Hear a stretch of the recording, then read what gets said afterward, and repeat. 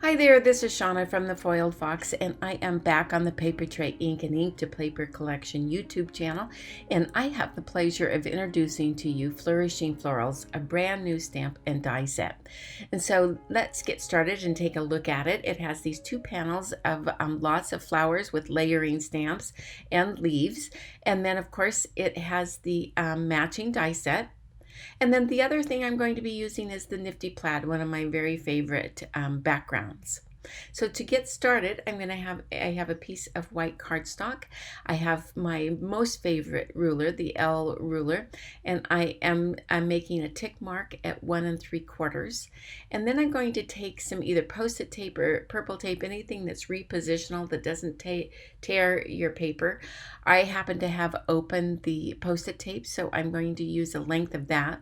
But first I have chucked into my Misty I have the Nifty Plaid, and I'm just positioning it so that I'm not going to stamp the whole panel. I'm just going to stamp that section. And now I have put that post-it tape right where those tick marks were, and then mounted that in there, and I'm going to ink this up with Weather Vane. All the inks I'm going to be using, of course, are paper trays. They have this wonderful palette of inks. And so you can see I'm stamping this, and I want to make sure I'm using a stamp positioner because I want to make sure that I get a really good impression. So I think I only need to stamp it once here because I just really bared down, and I'm going to peel that off, and now I have that 1 3/4 border of the plaid. I'm going to set that aside, and with a piece of watercolor paper, this is regular cold press because I wanted a little bit of texture, but you can use any kind of watercolor paper you'd like. I'm using watercolor paper because I'm going to be spritzing these stamps, and I want it to accept that water. So I stamped it with Lovely Lady and a little bit of Bright Buttercup, and I also used Summer Sunrise. And this is the largest flower, and I'm just stamping it. Now these are Pumera flowers from Hawaii, and if you look at pictures of them, they are primarily pink, but they do have some yellows and oranges in them. Now this is the smaller one, doing the exact same technique, stamping it with Lovely Lady, and then doing little accents of the Summer Sunrise or the Bright Buttercup or both. And then I spritz it, hold it away about an arm's length so that it doesn't drown the stamp. And that gives it just enough movement to have those inks blend together. Now I am taking this layering stamp, and this I've stamped it with Raspberry Fizz, and then little touches of Summer Sunrise, just a tiny bit here and there.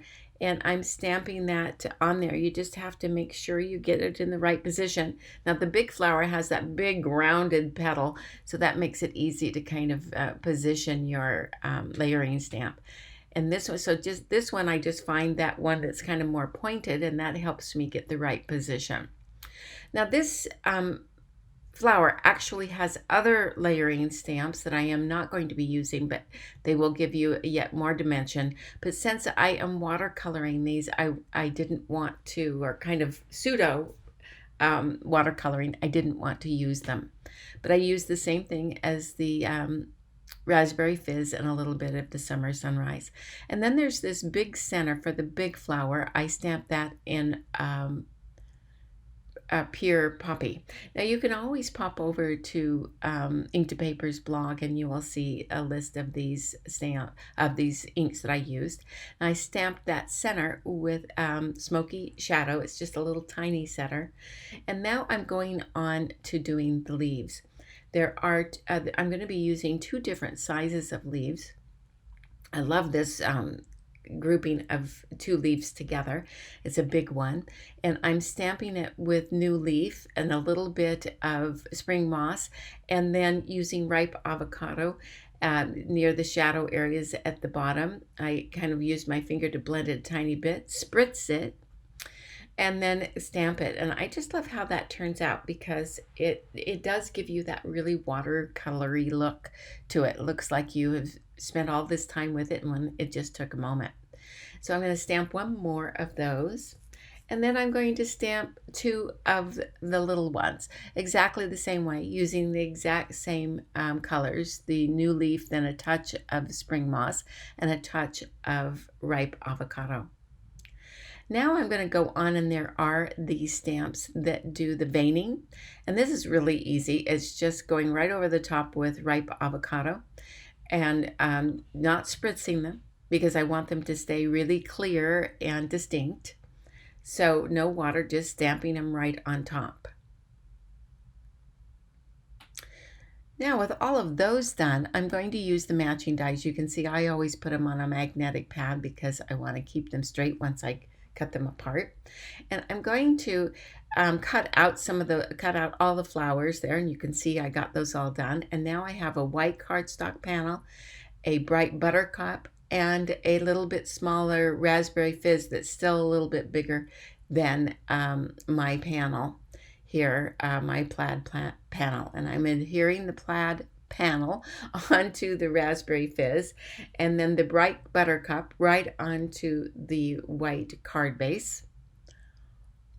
And I just make that just a slightly smaller than the white card base, and then these are a tiny bit smaller yet. I like to do this kind of matting kind of look to it. It gives it just a little bit of pizzazz. And then now that that base is all done, and I am taking the flowers, and I had put some foam tape on the back of the flowers, just the flowers. There's only 3. This is a very easy kind of arrangement. I'm not going to be having to do a lot of fussing with this because there's only the 3 flowers. But once I get kind of an idea where I want to put them, I'm going to lightly put them, because like always I get them in one position and then I want to adjust them a little bit. So I just very lightly put them there, just enough to see. You can see now I pick them up and want to move them a little bit. And then once I think I've got the position right, I'm going to take a little bit of liquid glue and glue these leaves, kind of tuck them in and glue them down. Now that they're all tucked in place, I'm going to do a sentiment, and this comes from one of my very favorite sentiment packs, which is Just Sentiments tagged, also a paper tray and ink to paper collection stamp. And I'm using You're Amazing, and I think this is a wonderful sentiment. And what a wonderful thing to be told that you're amazing, and it works for any occasion.